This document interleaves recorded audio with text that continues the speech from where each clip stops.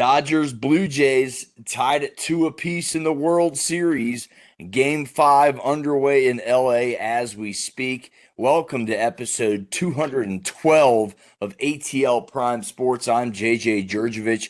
Joining me this evening is my co-host, your PA voice of the Rome Emperors, Larry Gardner, and of course our fabulous producer, Wayne Ridenauer in wonderful Memphis, Tennessee. You can catch us all at ATL Prime Sports across the board, at ATL Prime Sports, Facebook, Instagram, X, YouTube, and of course Apple and Spotify.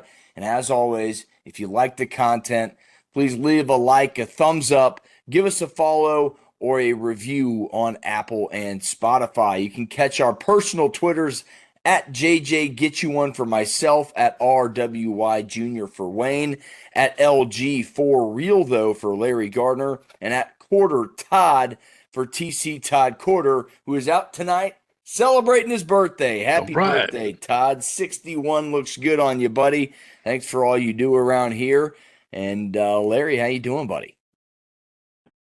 JJ, I am doing well. Thank you for asking. Busy schedules, and this is my favorite time of the year where college football, the NFL, college basketball, and NBA all get to kick off and get mingling all at the same time. But I'm not doing as well as Lane Kiffin, who, after his shellacking of Oklahoma, is probably going to be the number one candidate for the open LSU job, if not other ones for the Florida job. But I'm doing well. Thank you for asking, JJ. How about yourself, my friend? I'm doing well, thank you. Getting ready for the SIAC Game of the Week this weekend. The 4-4 Savannah State Tigers try and play spoiler to the SIAC leading Albany State Golden Rams, who come in at 7-1. They try and punch their ticket to that championship game with a win this weekend. They will clinch a spot in that game. Myself on the play-by-play, Todd Corder on the color, and it's Saturday at 1 p.m. Eastern Standard Time on ESPN+. Wayne, how are you, buddy? Well, I'm dealing with a little bit of good, a little bit of bad. The good part is I had my dentist appointment today, and there's no cavity, so I ain't got to go back for 6 months. The bad part is the spring on my garage door broke. And I don't know if you've ever tried to lift the garage door, that spring's broke. It's a heavy door. I didn't realize how heavy it was. But I got to call the overhead door people to come out and fix it tomorrow. Yeah, it's 1,000% heavier than you think it is when that spring breaks. And Larry, a quick comment on your opening thought there. Man, I think the other day, I think it was Monday, where you had, maybe it was I think it was Thursday of last week, you had a college football game, an NFL game, an NBA game, and Major League Baseball, and it was like the first time you had all four of them line up in the same day or something like that. It was pretty impressive. So let's get into it. What's on tap for today's show? Should the Falcons move on from Raheem Morris? We're talking Kennesaw State. That's right. The Owls are making their first appearance on ATL Prime Sports in quite some time. UGA and Georgia Tech football. We'll cover it all. We'll get all the hotbeds from around the Atlanta area in college football. Of course, we'll talk about the infamous Pick Six. Larry, you had a tough one last week. Hopefully we get some rebounds there. Our first topic coming out the gate hot with some NFL. The Falcons are now 3-4. After losing 34-10 to the lowly, previously 1-6 Dolphins. Guys, is it time for the Falcons to move on from Raheem Morris as head coach? Larry, we'll start with you, buddy.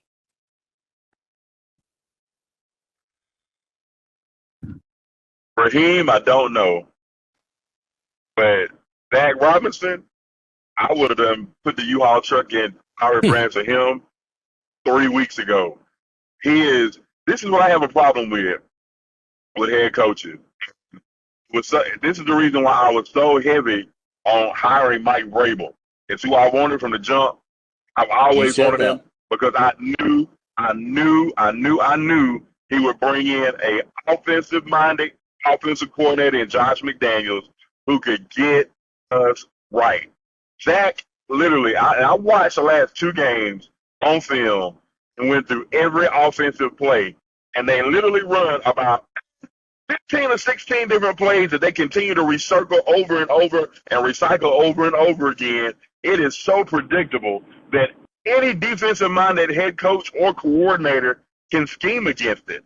That's the problem, especially when you got, which is an essential rookie quarterback in Michael Penix in his ninth game under center now, starting.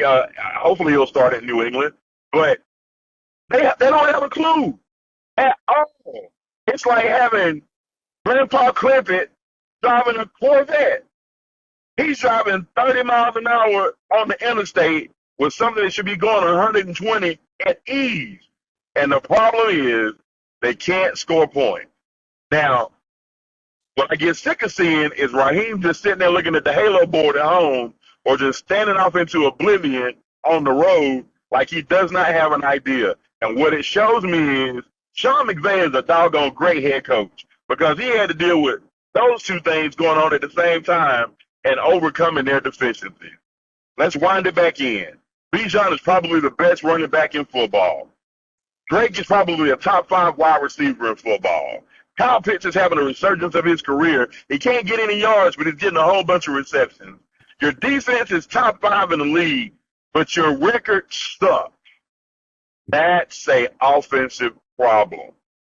And if you can't score points, there is no reason why, in any way, shape, form, or fashion, the Carolina Panthers should have a better record than you. Yet, they are second in the NFC South, behind Tampa, and you have got to go on a run of epic proportions if you're even going to be considered in playoff contention now.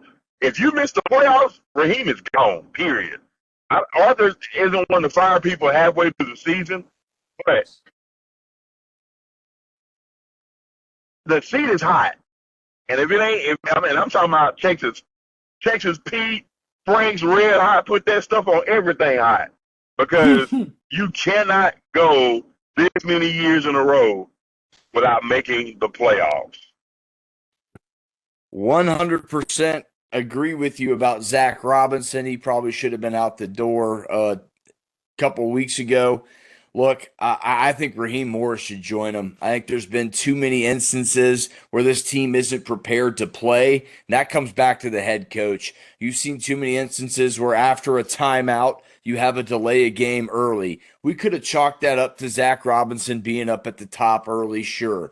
But look, I still think it goes from the top down. I think Terry Fontenot has drafted pretty well the last couple years, obviously with Penix, with Walker, with the edge rusher Pierce from Tennessee.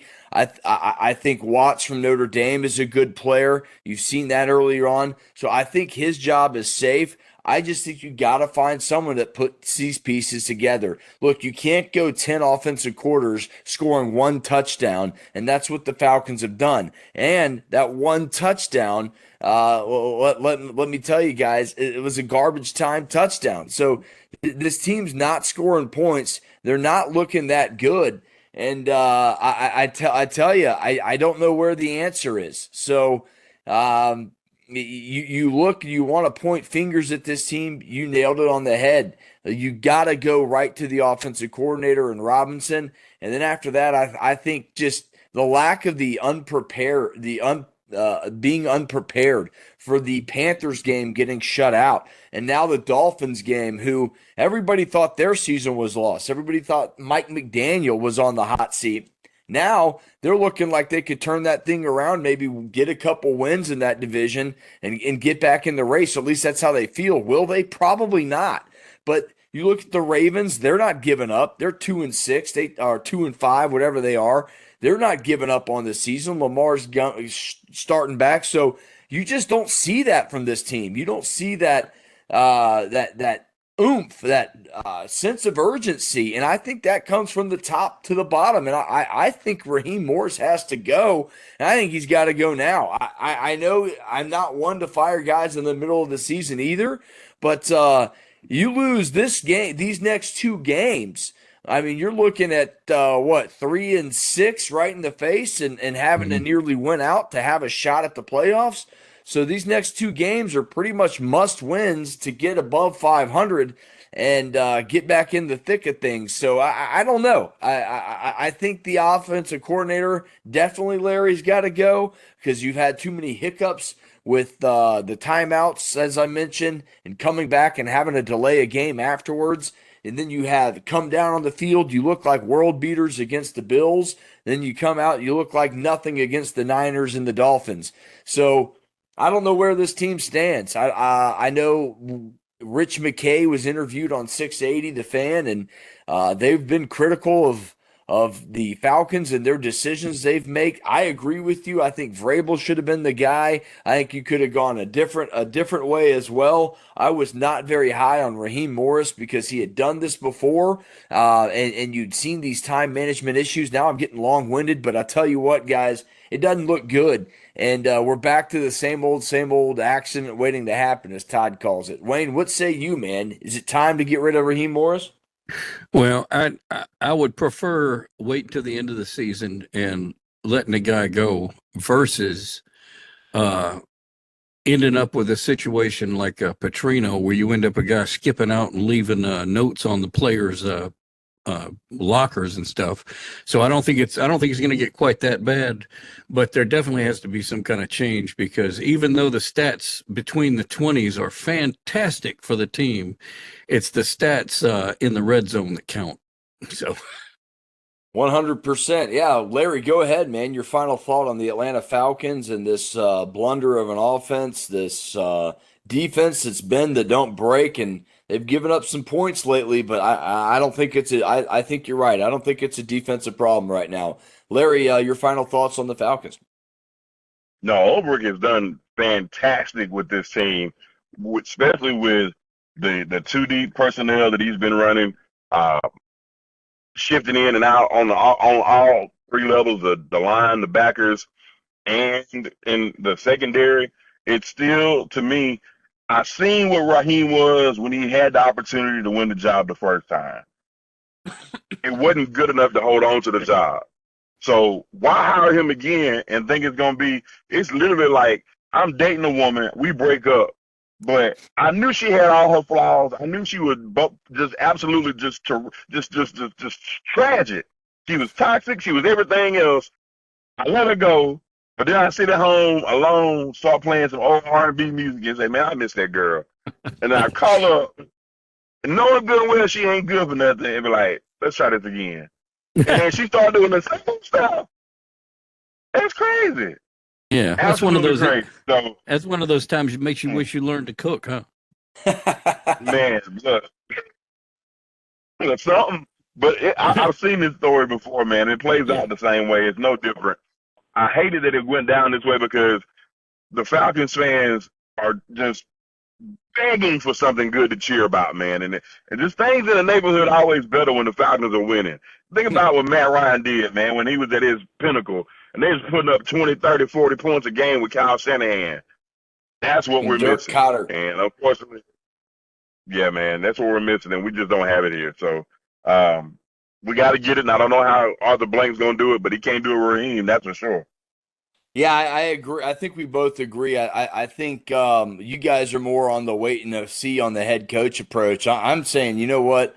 Uh, Especially these next 2 weeks. I mean, I'm okay with it right now, but you lose these next two games, you move to 3-6, it's over. I think it's absolutely over, and this team's dead in the water at that point. And I'll leave it with this. Look, 2 weeks ago, Falcons were the number one rushing attack in the NFL. They've moved 10 spots back in 2 weeks. That's moving backwards. Same with points per game. They were a little above 20 2 weeks ago. And they were about 11th or 12th, middle of the pack, a little above middle of the pack in offense. Now they're 28th with just over 17 points a game. That ain't going to cut it. You got to move somebody, Arthur Blank, if you want to get closer to a Super Bowl, not farther away. Let's go from the Atlanta Falcons, unless there's any quick final thoughts, guys. We'll go from the Falcons and pro football to college football. Lots of good teams in the Atlanta area to talk about. It's not just the Dogs and the Jackets that are having success around here. Kennesaw State 6-2 after their win last night over UTEP. They're 4-0 in Conference USA play. How good are these Owls? I'll tell you how good they are. They're within a missed extra point of possibly bleeding Wake Forest at Wake Forest to opening the season, and they got blown off the door by Indiana. So they played two pretty good teams out of conference, and Wake Forest is right in the thick of things in that ACC race for a minute till Georgia Tech put them away. But they're right there. So you see two good losses there. They got 6 wins. They're bowl eligible for the first time in school history. Jerry Mack, head coach in his first year, he came over from, I believe, North Carolina Central, where he had a lot of success there. It was like 15, 16 games over 500 very quickly. But they're doing it with 2 quarterbacks, guys. Amari Odom and Dexter Williams have led this team. Odom really taking care of the ball the last few weeks through the air. Dexter Williams, a little bit more of a run threat. He's got 4 touchdowns, I believe it was, rushing. So their schedule, guys, gets really tough. 3 road games left out of the last 4 at Jacksonville State, at Liberty, at New Mexico State. They all have 1 or less losses in Conference USA play. So they got a lot left to play for in that Conference USA title. And guys, there's a lot of football left.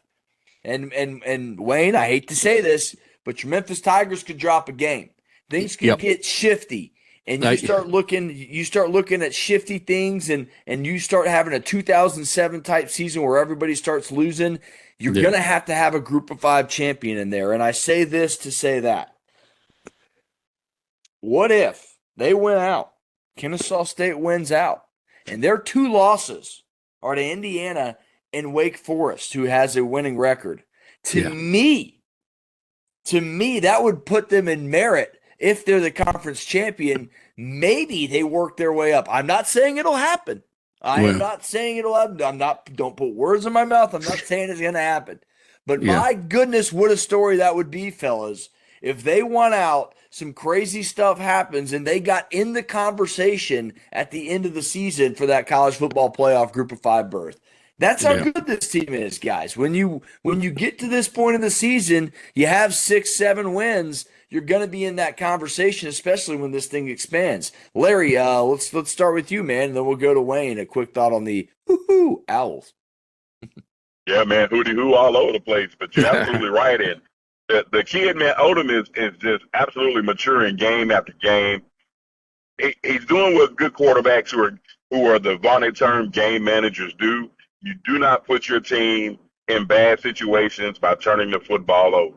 If you're protecting of the ball and you execute the offense, good things happen. And they've happened for Kennesaw State the last 4 weeks, and even in the Indiana game when nobody had no way in the world that they would even be close to winning that football game. You know, you went in there, you tried to compete, you knew you were overmatched, but you still didn't quit fighting. That's the mark of a good team, especially a good mentally prepared team that will go in and fight. Look, I think they can win 3 of the last 4. The only one that gives me any what I call reservation is the Jacksonville State game, because those two really are becoming rivals and they play each other very tough. So we'll see, man. And to your point, JJ, if that happens, Cobb County is going to go nuts. You hear me? Cobb County will go absolutely nuts if something like that were to happen, man. So kudos to Coach Mack, the student body, the alumni, because you go from creating a program in 10 years to being number 1 in a conference in Division I play. Look, that just speaks to the administration at Kennesaw State University, the coaches, the alumni, and everybody that it takes to put together such a great program. Yeah, it's fun to watch here in the Atlanta area. I was watching it Tuesday night, and you're just like, man, this is really cool to see. Stadium was pretty well filled for a Tuesday night battle, and it's no longer Maction. It's Conference USA Tuesday night football, as we're calling it, and it's entertaining. I'm sure it might be one of the weaker conferences out there, but it's a big story around here. And Larry, you mentioned it. to go from 0 to 100 this quick, from new program to pretty prominent in the FCS. I believe they got to the semifinals 1 or 2 years, to FBS, to FBS bottom feeder for a year, to now 4-0 in conference play. Pretty impressive. Round of applause for the Kennesaw State Owls. Absolutely. Wayne, your thoughts real quick on Kennesaw State and Conference USA, which you're somewhat familiar with. Well, yeah, Memphis used to be in the Conference USA before we did the Big East fiasco and then ended up with the American Conference. But that's a whole different story. What I want to do is that, Kennesaw State is in a position much like Memphis where, they have a chance to get in. And if they did, it would mean the world to the school. And the funny thing about Memphis is you talked about them maybe dropping one game. You'd be surprised which one I think they might drop. And it's East Carolina, because we never play well when we go to North Carolina to play that game. And then on the other hand, if you remember back in 2019, Memphis had one loss to Temple, and we faced SMU undefeated at the last game of the year at the Liberty Bowl. Well, this year, Navy is still undefeated. We've got one loss, and they're our last game, so there's a chance we could be in that same scenario, and it'll pack the stadium for sure. But I don't like it to come down to those last games, whether you make it or get stuck playing the Paperclip Bowl in Northwest Indianola or something. Yeah, a famous Idaho Potato Bowl or something. Yeah, it's going to be interesting. A lot of football left. Lots of tickets still to be punched, and it's really exciting with this 12-team playoff, guys. We get to talk about, hey, what if? And again, I know it's not going to happen with Kennesaw State. They're probably not going to get to that level. But man, it'd just be cool that the fact that we're talking about it. Yeah, I want to see which bowl game I hope they get a decent one. I hope they play like let's see, what's Conference USA? Do they get the Birmingham Bowl? It's either that or they don't get Music City Bowl. Yeah, it may be one of those two, or it's that one they got down there in Mobile. I think there's a chance for a Conference USA team to play an SEC team. I feel like in that Birmingham Bowl. I can't quite remember. There's so many damn bowls now. I can't keep them up. Salad bowl, egg bowl, fruit bowls. Yeah. All of them together. Citrus bowl too. Throw it in there. Larry, Wayne, any final thoughts on Kennesaw State, and then we'll get to Georgia Tech next. No, I'm excited. I hope they win out and are in the conversation at least. Yeah, it'd be really fun for the city of Atlanta to have that happen if they finish 10-2, and especially again, I bring it back to those two losses. If Wake Forest keeps winning, and obviously Indiana, we feel they're one of the better teams in the country. It's got to improve your schedule a little bit. The Dogs and Jackets are both in the top 10, and the clean old-fashioned hate rivalry is looking like it might be one of the games of the year. Yep. What are the college football playoff path for both of these teams? Larry, we'll start with you, man. It's pretty simple. Georgia Tech just continues to handle business, regardless if they get beat by Georgia or not. They're well on their way to the ACC championship. Right now, it looks like your opponent is probably going to be Miami. Well, handle business. You just keep winning. And God forbid if they by some chance knock out Georgia, they're in.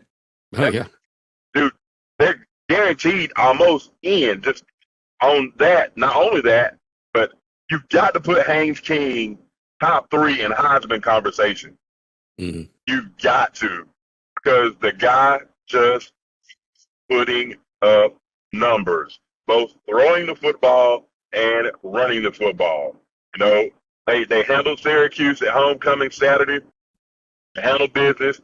You got what I call a trap game, similar to the Louisville game for Miami a couple of weeks ago. You got a trap game up in Raleigh against NC State coming this weekend. Don't fall into a folly and lose sight of what's in front of you, because you still have a lot to play for. And give Coach Key credit, man. He's everybody is like, it's not one or two of us, even though Haynes is the engine that drives the truck or the train. It's 11 on each side of the football playing for 11. When you get that kind of buy-in and that kind of mindset, that's when magical seasons and great things happen. So kudos to everybody at Georgia Tech, man, because it's kind of like the Olympics. This only happens about once every 4 years or so. Yeah, I think you're right. I mean, their path, like you said, pretty simple if you just go 12-0. I think 12-0 at NC State, at Boston College. Pittsburgh's going to be probably their trickiest game remaining in the ACC. And then the neutral site Georgia game, clean old-fashioned hate, in Mercedes-Benz Friday, November 28th at 3:30. So I think an 11-1 Georgia Tech team, guys, gets into undefeated in conference play, gets to the ACC title game and loses to, let's say Virginia's there, or let's say Louisville's there, or Miami's there, because you're going to have the possibility of 3-11-1 teams meeting and converging at the end of this year, and tiebreakers coming down to this thing, because Virginia, Miami, and Georgia Tech, none of them play each other. So you're going to have some real interesting scenarios. And I've said this all along. I don't know why any other sports broadcaster will yell this. Remember, guys, I'm still the only one on record that I know of that said the Pac-12 would survive. And it's coming back next year. And I'll go back and I'll say I'm the only one on record. I think the ACC gets 2 teams in because of that scenario. Now it very well is, it's very far-fetched that it happens because someone's probably going to drop a game.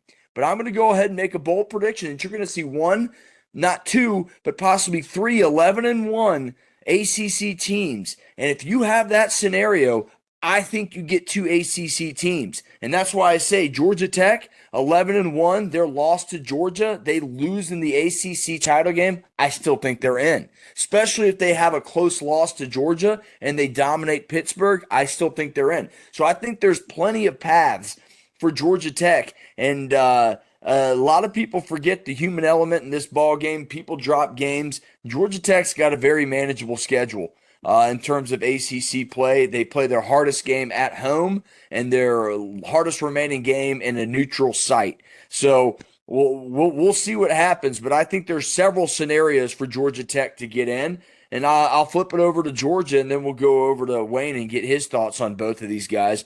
And Georgia's a similar way. I think an 11-1 Georgia beating Georgia Tech, an undefeated Georgia Tech at the end of the year, I think that probably gets them in the playoff, simply because their strength of schedule is going to be way high up there and probably top 10, top 15.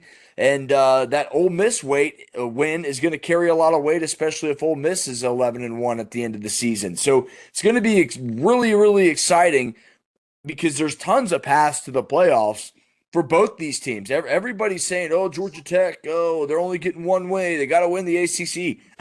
I don't buy that because I think the ACC is a lot deeper, are a lot better at the top than people give it credit for. Yes, it's overall the worst Power 4 conference, but they're at the top. It's really top heavy, and they got 3 or 4 good teams. You could throw SMU in there and make it close to 5 good teams right at the top of that conference. That's going to make this thing really interesting, and that's why I think 2 teams from the ACC get in, and I think those 2 teams are the Georgia Tech Yellow Jackets, and I'm going to say a sleeper here.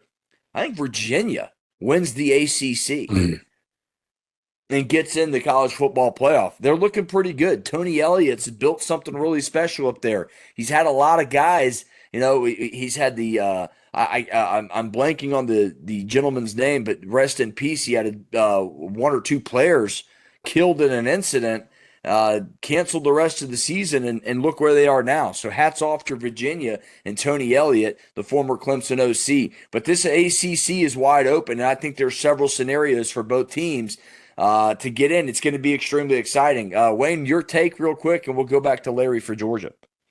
Well, and I'll just give a take on the college football playoff. I think they're only required to take one group of 5 teams, Correct. and I think that's what they're specifically going to do begrudgingly, because they'll take 3 ACC, 3 SEC, 3 Big 10, 2 Big 12, and hopefully Memphis. I like it. It could be Kennesaw State. Who knows? That'd just be crazy. I don't think it'll happen again. I'm not going to say that. I won't go that far because they got 3 road games against really good teams in Conference USA. But and look, it's just a good story. A young program, a fresh program, just turning the tide really quickly. It's fun to see, and that's what college football is all about. Larry, real quick, man, your paths for Georgia and some more Georgia Tech chaos scenarios. Give it to me, man. Let's go. Got it. So I think Kirby needs to really work on Georgia's defense because realistically speaking, they are probably 3 plays away from being a 3-loss or even a 4-loss team. So he really's got to work on the defense. You got probably one of the best receivers in the country in Branch. You're developing a good running game. Gunnar Stockton's handling business. You cannot let this Florida matchup slip away and cause you to lose another game. You got to stay focused. Here's the scenario. If they continue to win out, they're probably going to face either Alabama or they're going to face Ole Miss in the title game. And let's say they do win and they get a first-round bye in the opening round of the playoffs. What would happen to this area if Georgia and Georgia Tech had to face each other in a quarterfinal matchup in the playoffs? 2 times. 2 times. It'll be the second time. It'll be a rematch, kind of like what Georgia and Alabama had. So, that's a long ways off. There's a lot of football left to be played. But Georgia needs to handle business. You got to play like the Georgia Bulldogs, and you can't be just playing with teams and expecting to come away at the end with the hair of your chinny chin chin. You're the Georgia Bulldogs for a reason. You're a 2-time national champion back-to-back. You're starting to build a pedigree. Kirby, to me, pound for pound, is the best coach in college football. You got to start acting like it. You got the talent. You got to start putting these people away. And if you want to, really get the minds of the voters when it comes to what's going to happen in the polls, you need to beat Florida by 20 or more. Don't even give them a shot. I know it's a rival game. It's going to be close. Georgia, handle business. Handle business. And just keep walking the ball. Do what you got to do as you walk your way not only to the matchup between Tech and Mercedes, but as you'll play again the following week in the SEC title at Mercedes-Benz. Handle business and let Gunner and the boys lead you all the way to the CFP. Yeah, it's very interesting. Haynes King, he's second in America in rushing touchdowns as a quarterback behind Jonah Coleman in Washington. So Haynes King, a do-it-all quarterback. Gunnar Stockton the same way. He's up there in rushing touchdowns as a quarterback in the country. You've seen the poise on the 4th and 6th throw in Knoxville to get them tied up in that game with another clutch throw to Branch for the 2-point conversion. So just imagine the storylines that these two are 11-0 versus 10-1. And going on to the day after Black Friday, 3:30 after, you know how big of a game that'll be. The biggest Georgia Tech game in my lifetime, but it starts this weekend. You're right, Larry. You cannot lay an egg against an interim coach and Billy Gonzalez and this world's largest outdoor cocktail party. You got to go to Jacksonville and take care of business.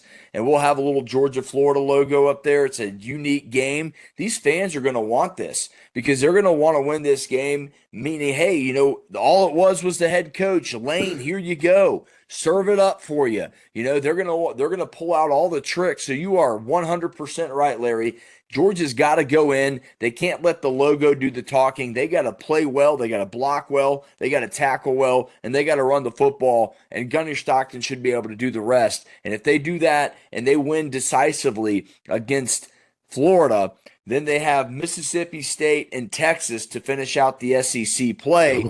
And I tell you what, if you finish the SEC unbeaten, you're probably going to have a chance, or with that one loss, you're going to have a chance to ride your way into the SEC title, just like Georgia did last year with those 2 losses against Ole Miss and Bama. They backed their way in on the last day of the year. So anything can happen in this college football playoff scenario. Lots of football left, But guys, this Georgia-Florida game is going to be huge for the Dogs, and this weekend is going to be huge for the Jackets against NC State. They cannot have any letdowns because you lose one ACC game for Georgia Tech with their ACC schedule, it's going to be really tough to get in. I think the only game they can possibly lose is Georgia in a close battle and they get in, and that's a synopsis of what we've been talking about. But this is going to be one epic finish to this college football season, and I can't wait to see what plays out. Wayne, Larry, any final thoughts on the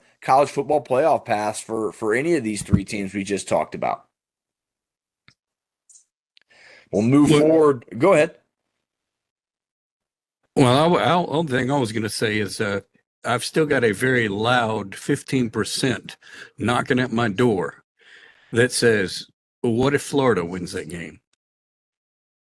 It's a rivalry. Anything can happen. Look, Who's the coach at Florida?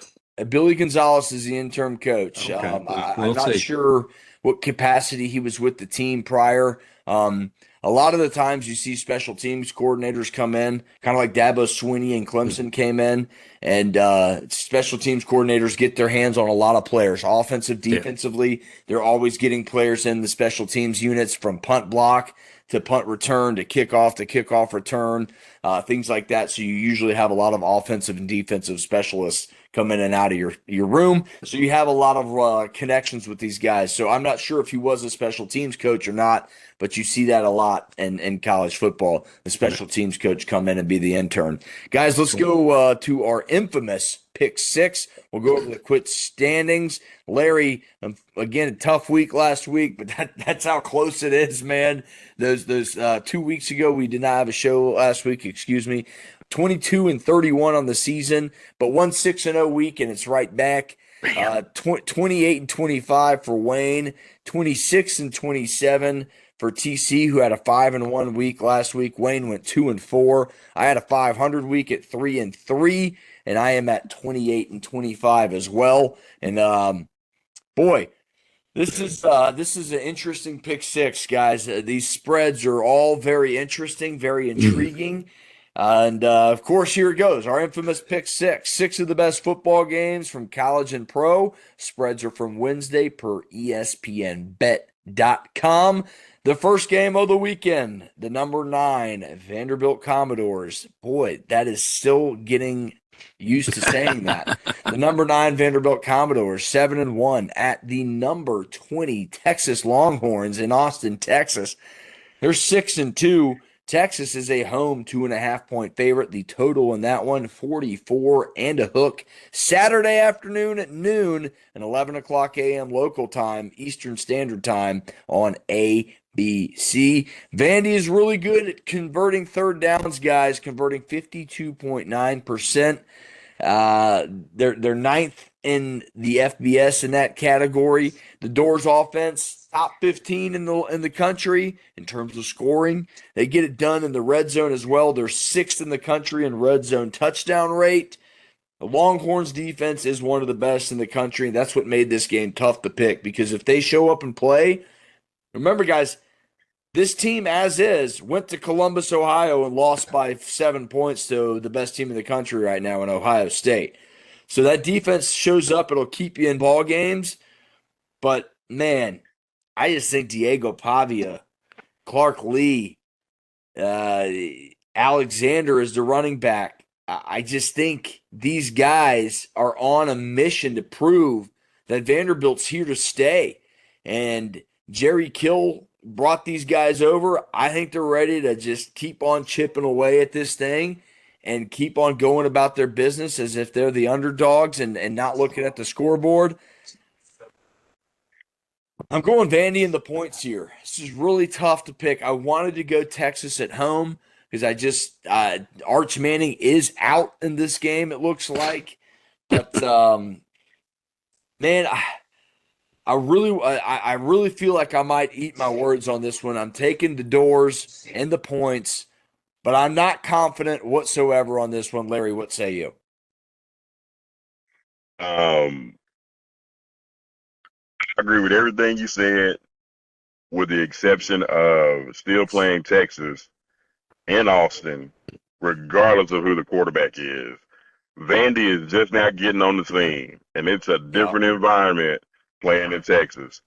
It just is, and I could continue to expound on why, but this will probably be if not the toughest or meanest defense that Diego Pavia has seen all season long, it'll probably be the second one. So he's going to bring his A game, which he's done all season long, but I just can't see him overcoming what Texas is going to bring. I'm taking Texas. Texas covers. Wayne, what say you? Well, first of all, I want to give a little bit of a caveat here. I engaged my wife in these pick six for this week, and she helped me tremendously pick these teams. So we're going to see how she does and take it out of my heart and put it in her head, so to speak. But she says Texas, and I'm inclined to believe so because even with Arch Manning being out, I mean, I feel like most of the games he was out anyway. I don't think that's going to be a big deal. And Texas at home in Austin. And Austin, if you think they get weird in Austin, they get wild in Austin. And I think that environment's going to be more than Vanderbilt's used to. Texas covers for Todd Corder as well. Uh-oh. That starts off a 3-for-1. I don't like it when that happens. I like it when we're split here. Our second game of the weekend, number 18, Oklahoma. They come into Knoxville at 6-2 to take on the 14th ranked Volunteers, who are also 6-2. This might be a playoff eliminator game, folks. As we saw, that line for demarcation was that 3 losses, you were out the door. So could be a eliminator type ball game. Tennessee, 3.5-point favorites. The total in that one is 56 and a hook. That is 7:30 Eastern Standard Time on ABC. Wayne, what say you? Well, I've got a feeling both of these teams are already out and they're not going to get back in. And so really they're playing for a decent bowl game. But Tennessee at home is super, super tough and almost as wild as Texas gets. And my wife picked Tennessee, but if you ask her about it, she will deny it. So. Larry, what say you? I've seen Tennessee continue to put up points week in and week out. They've got one of the most prolific offenses in college football, especially in the SEC. A week ago, I just watched what a prolific offense just did to Oklahoma. I don't think they can be shell shocked as worse as they was last week. But I think you're going to see a repeat of what it was. I think they'll both end up being what's the word I want to look for, neck and neck, for lack of a better term, till about around the beginning, maybe midway through the third. And I think that's where Tennessee will pull off with. It's just a different animal. You're playing and roll Rocky Top and Neyland. Give me Tennessee to cover, man. I think they're going to do great, and I think Josh Heupel is going to have another signature win under his belt. Tennessee covers for Larry. Todd taking Tennessee to cover as well. Well, damn. You going to pick Oklahoma? Now I'm leaning that way. See? Now I'm leaning that way. All right. Well, Oklahoma is a top 5 scoring defense. They've allowed just over 12 points a game. Tennessee, second best offense in the country, over 45 a game. They scored 40-plus points in 6 games this season. It's really tough to beat Tennessee and Neyland. Man. Just wipe it orange. Take Tennessee, and we'll all be in the same basket. I'll do a gentleman's. We'll do a gentleman's sweep with Rocky Top. All right, you guys talk me into it. Tennessee covers. I think it's a coin flip of a game. I think Aguilar's a really good quarterback. I think Mateer's going to be a lot more healthy than he was last week. I think he'll be a little bit more explosive with the ball out of his hand. I like Brent Venables' defense. I think they make a play, but I'm going Tennessee to cover. We'll keep it a gentleman's sweep, but man, I think that one might backfire on me. Well, listen, if you do win that coin flip, do not put that coin back in your pocket with the rest of the coins, because it'll just become an ordinary coin at that point. So it is. We're all taking The Go Big Orange Volunteers. Our third and final college game of the weekend, our last ranked battle. 17 Cincinnati, 7-1 are the Bearcats. Travel to the high elevation in Salt Lake City to take on the 24 ranked the Utah Utes. They're 6-2. Utah's a 9.5-point favorite in this one. 55 and a hooks to total. A late kickoff, 10:15 p.m. on ESPN. Wayne, what say you? Well, we're going to go with Cincinnati on this one. I think they've honestly got a better team than Utah. Utah has burnt me too many times. I'm never picking Utah again. And the funny thing about Cincinnati, that's another one that I'm surprised my wife picked, because Cincinnati used to be a big rival for us back in the Metro Conference days, especially basketball, back when Huggy Bear was up there at Bob Huggins was the coach. Bob Huggins, very good college basketball coach. Larry, what say you? Yeah, man, I'm taking Cincinnati, not but because Utah's beat me the last couple of weeks, but I'm starting to see some trends in Utah's game that are alarming trends, and some of the things that what I call their keys to victory and their calling cards, they've been really slacking on the last couple of weeks. You usually been able to hang on that running game. Well, BYU is able to stifle that. And you're dealing with Cincinnati, who's not only do they run the football well, they can throw the football well, but they play great defense. They play great on the road. And when you get those things happening, regardless of the high elevation, regardless of the environment, when you're on a mission like I think Cincinnati is on, I think it causes great things to happen. So I'm taking Cincinnati in this. Boy, this is a tough one. Todd's taking Utah to cover at home. Risky. Look, Devin Dampier's been pretty good. Sorsby's been pretty good for Cincinnati.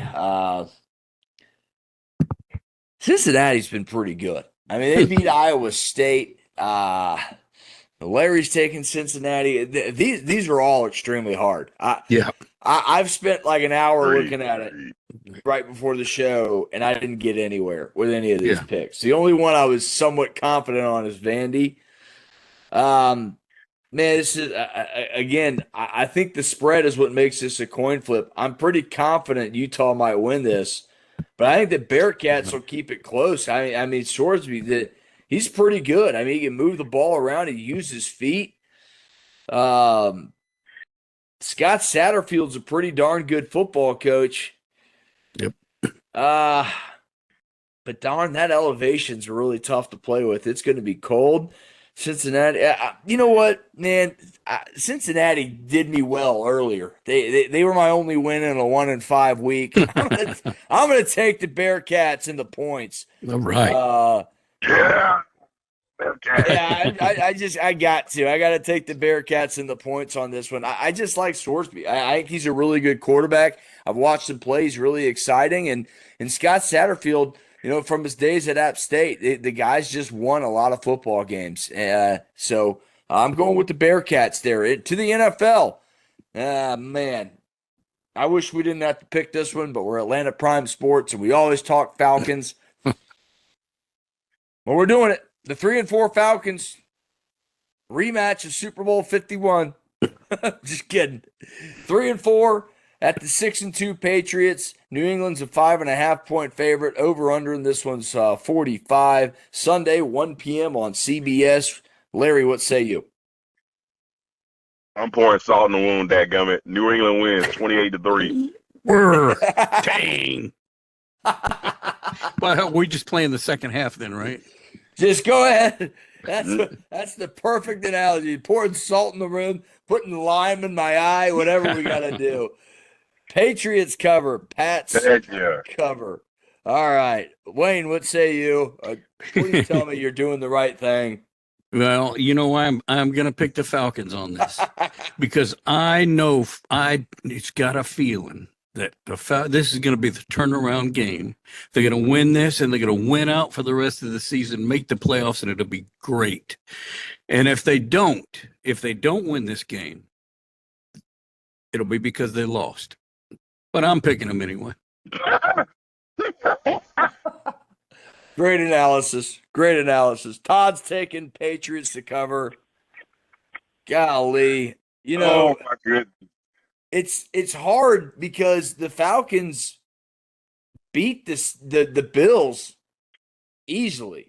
I mean, just boom. Almost stupidly. They beat the Vikings. Boom. Pretty easy. Their other win, who was it against? Remind me if Washington. Yeah, Washington. thanks to You know, they get after the quarterback. They can stay in games. I feel like this could be a field goal game, but I can't do it. I mean, I just from what I saw last week, I feel like they'll be prepared. Golly, guys, I'm a glutton for punishment. do it. Let's have some fun, Wayne. Let's take the Falcons in the points, baby. It's a lot of points. I think we'll get after Drake May a couple times, and I think we'll lose by 4 points. No, But if we do lose 28-3, Raheem Morris is definitely gone. Do we all agree yeah. on that? Well, we're gonna win this game, and like I said, this is the start of the big turnaround. It'll be in all the sports magazines and pamphlets on the airplane and all that stuff. I just I just really feel like the Falcons have to have a good offensive game to have a shot, and they have to play their best. I think Penix will be back. I think Drake London will be back. I think Beyond will be at the top of this game. I think they do shock the world, and they continue the enigma that is the Atlanta Falcons this year. I'll take them in the points. I like it. So again, two Patriots, two Falcons. Our fifth and second NFL game. Colts 7-1, surprisingly the best team in the AFC at Pittsburgh. 4-3 Steelers. Indiana Jones, A-Rod. Indianapolis is a 3.5 point road favorite. Total in that one's 50 and a hook. 1 p.m. on CBS. Larry, what say you?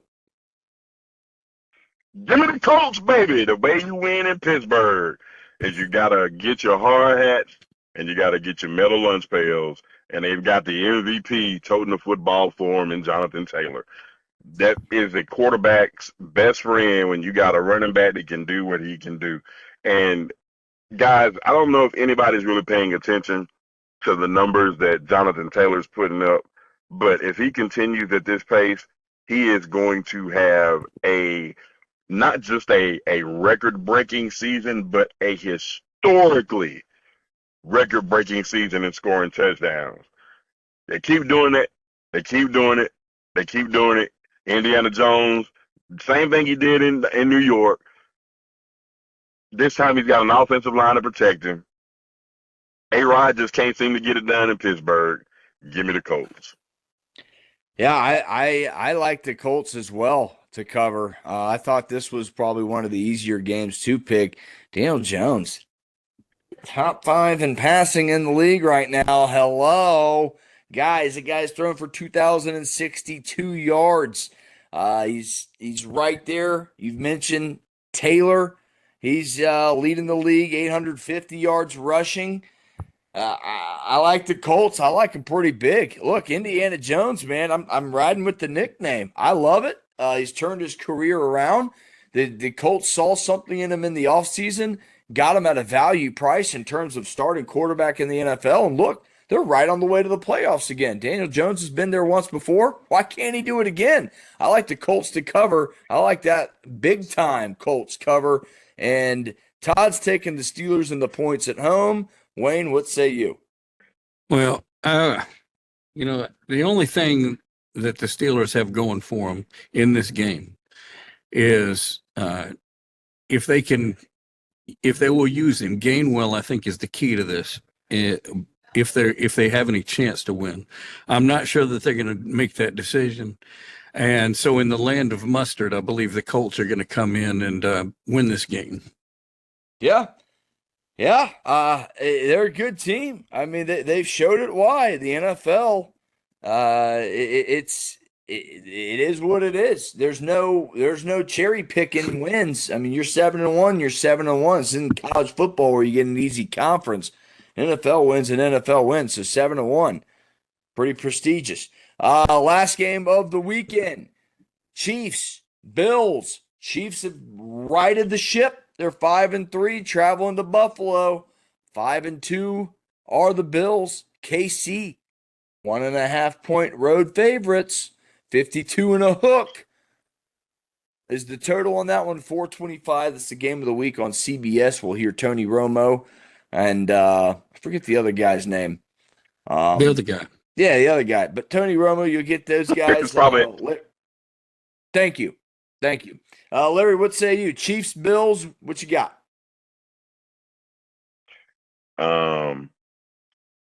my head kept wanting me to pick Buffalo over and over again, but I've seen Patrick Mahomes over the last 3 weeks start to look like the MVP Patrick Mahomes slash Michael Jordan slash Tom Brady slash whomever you want to put. That's kind of the pinnacle of performance at their position. And I think he sees blood in the water, and I think with the return of Rashee Rice, it's given him his safety valve. I've seen Travis Kelce scoring back-to-back weeks. I think Andy Reid is getting his team back to where it's going to be. Another perennial playoff team. Kansas City is still going to be Kansas City. And I'm taking them to handle business up in Buffalo, New York. The Chiefs will cover. Wayne, what say you? Well, this game, Chiefs versus Bills, if you think back, this for the past 3 years, this was a critical game for both of these teams. Each time they faced each other in the past. This year, not so much. I don't think it's as big of a game. I feel sorry for the Bills fans who back in August were looking forward to this game and marking their calendars and planning stuff, because this game I don't think is as big of a deal as it has been. Still, that being said, I think it's time for the Chiefs to get back on track, and this is the game to do it. Boy, everybody picked the Chiefs, and now I want to pick the Bills. Because do it, usually Mr. Bill. It's the way it goes. Man, look, Patrick Mahomes is looking like another MVP candidate. 2,099 yards passing, second in the league. He's really turned the clock back. You mentioned they get Worthy back, they get Rice back. It's really tough. I mean, this could be a 1-point game. This could easily be a 1-point game. I'm going to go. I got the Chiefs written down. I'm going to go with the Chiefs. I'm not going to bet against Mahomes this weekend because the Bills have. You know what? I can't bet. Look, James Cook's second in rushing. He's having a monster season too. This is that's what I said. All these games are really, really close. I'm going to go with the Bills at home. Home underdog. All right. When I get a home underdog, I'm usually taking it unless something really changes my mind. I'm going Bills plus the points, and again, this could be a 1-point ball game at the end of the day. This might determine that home field advantage down the stretch, unless the Colts just keep winning. But yeah, I'll take the Bills and the points. I'll take the underdog at home. So that's 3 against 1. That's our pick 6, guys. Let's get from there to our final thought. Wayne, take it away, buddy. Well, my final thought will be beginning of Memphis basketball. We had a little bit of a taste the other night when Arkansas came here and played us, and I should call that team. It's no longer the Arkansas Razorbacks. It's Calipari's Arkansas Razorbacks. So they ended up losing that game. Second half was horrible for the Tigers, and I think the final score was 99-75. But tomorrow night we're going to be in Atlanta, facing the Auburn Tigers, and looks like we'll see what Pearl 2.0 is all about. And that's another exhibition game. It's all for charity and all that stuff. So tune in and check that one out. Tiger on Tiger. Larry, what you got? Yeah, my final thought is World Series centric, and I kind of think yours is too, but I won't go with where yours is going. We just witnessed the second longest World Series game in World Series history, an 18-inning classic. We've seen Toronto do some great things. We've seen the Dodgers do great things, but even in the midst of some of the most dramatic and electric performances that we've seen this postseason, the ratings continue to be down. What is really driving people to want to go and watch a baseball game? Is it prices? Is it streaming services? Is it things that you could be doing and still catching it at home and enjoying the environment? What is Major League Baseball's issue with the postseason and the ratings with people watching it? Who knows? But if you're not paying attention, listen, it's not what you wanted to see like last year with the Yankees and the Dodgers. But this Toronto LA series has been great from the opening pitch. You don't know what you're missing. Tune in, watch the games. Yeah, very, very intriguing World Series. Game 5 underway as we speak. My final thought is kind of a couple of firsts. So it just happened a couple hours ago, but the Blue Jays opened up the game with back-to-back home runs. That was the first time that's ever happened in World Series history. And former Brave Freddie Freeman has now hit 2 walk-off World Series home runs, and he is the first player to ever do that in World Series history. So hats off to Freddie Freeman for the exclamation point on a Hall of Fame career, on his way to possibly winning back-to-back championships. What a pleasure to watch this left-handed hitter and this smooth-swinging former Georgia boy just crush it in the playoffs. It's been fun to watch. But, yeah, Larry, I sentiment your opinion, and I don't understand what's going on. You got some really good baseball going on, and when we get off here, I'll be checking out Game 5. Guys, that's it. That wraps it up. If you like the content, please like and subscribe at ATL Prime Sports across the board and give us that thumbs up. Give us that subscribe. And maybe if you're watching this right now and you think you're subscribed, just double check and make sure you are. It just helps us out. For Larry in Adairsville, Wayne in Memphis, for TC Todd Corder, who's out celebrating his birthday, happy birthday, buddy. I'm JJ Jurjevich right here in Lilburn, Georgia. We'll see you next week on ATL Prime Sports. Get you one. See you.